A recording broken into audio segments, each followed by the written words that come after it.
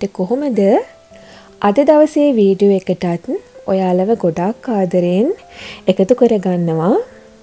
දැන් මේ පටන් අරගත්තේ රොමේනියාවේ වසන්ත ඍතුව. ඉතින් බලන හැමතැනම මල් වලින් පිරීලා. වසන්තයට මුලින්ම පිපෙන්නේ සකුරා මල්. ඉක්මනින්ම පිපිලා මාසයක් වගේ කෙටි කාලයකින් සකුරා මල් හැලිලා යනවා.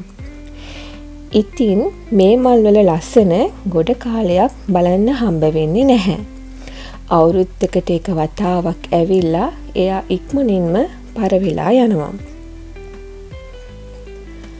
අපි අද ඇවිල්ලා ඉන්නේ ඒ වගේ මල් පිරුණු ලස්සන පාක් එකකට. මේ වෙලාවෙත් ලොකු හුළඟක් තියෙනවා, ඒ නිසා හරිම සීතලයි. ලස්සනට මල් පිරුණු ගස් ගොඩාක් තියෙන ලස්සන පාක් එකක් තමයි මේක. හරි ලස්සනට ඍතු 4 වෙනස් වෙන රටක් තමයි රොමේනියාව කියන්නේ. හැබැයි මේ ස්ප්‍රින් එකෙත් සිබියු වලට 3 පාරක් විතර හිම වැටුණා. එහෙම තමයි. ඉතින් කාලගුණය කියන්නේ විශ්වාස කරන්න බැරි දෙයක් නේ.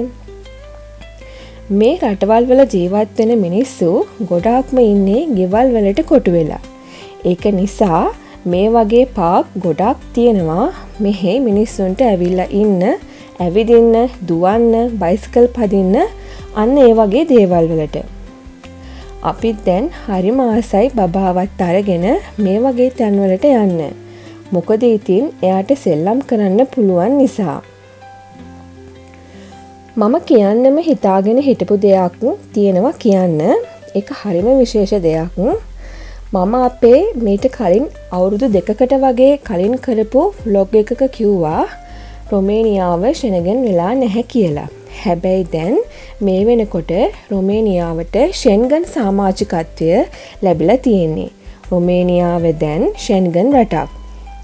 ඒ වගේම තව දෙයක් කියන්න ඕනේ. මේ වෙනකොට රොමේනියාවේ ශ්‍රී ලංකා එම්බසි එකක් තියෙනවා. කලින් අපිට එම්බසි එකක් තිබ්බේ නැහැ. පෝලන්ඩ් එම්බසි එක හරහා තමයි අපිට අවශ්‍ය දේවල් කරගන්න ලැබුණේ.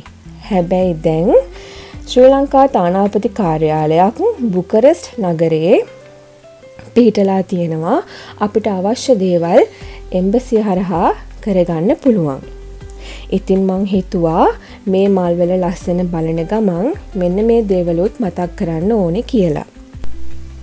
ලස්සන කූල් පරිසරයක ඉඳගෙන මේ වගේ ලස්සන මල් බලන ගමන් මෙන්න මේ වගේ පුංචි දඟයෙකුත් බලා ගන්නවා කියන එක වෙනමම එක්ස්පීරියන්ස් එකක්.